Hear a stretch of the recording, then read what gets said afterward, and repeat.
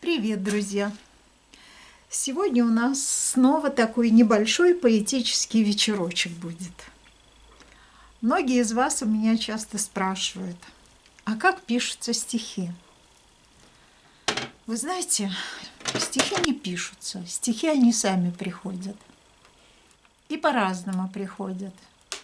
Иногда они приходят в ответ на строчки других поэтов, когда стихи совпадают по настроению, или наоборот, не совпадают, но что-то свое возникает в ответ.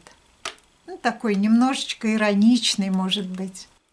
Давным-давно это дело было, в начале 2000-х, так скажу даже, 2007 год.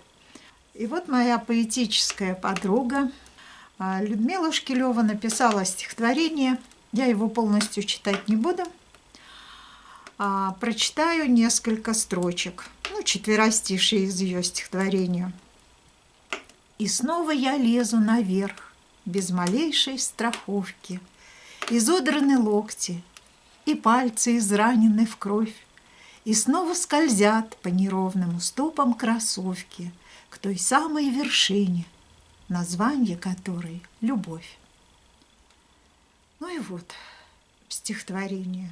Лирическое, грустное, может быть, даже, очень серьезное.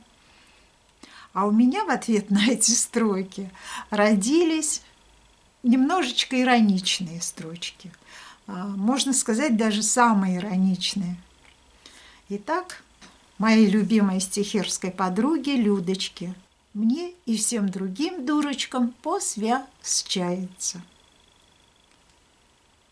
Мечтали и рвались с тобою к желанной вершине, и не сомневались, что встретим любовь наверху. Мы ради нее рисковали и вязли в трясине, тонули, всплывали и шпильки истерли в труху.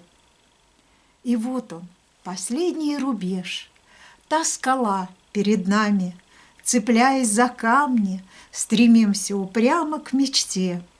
Под солнцем палящим, дождем и шальными ветрами. И веруем, ждет нас любовь вон на той высоте. Мы ради нее, педикюр с маникюром ломая, колени разбив об уступы, губя макияж, то черта, то Бога на помощь к себе призывая, взбираемся выше и знаем, любовь не мираж. И вот она, цель. До любви только шаг в поларшина, до счастья, к которому шли напролом столько лет.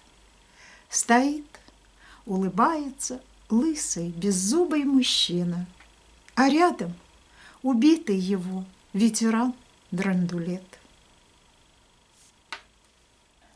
Вот такое ироничное, самое ироничное, веселое, а скорее даже грустное стихотворение получилось в ответ на лирическое.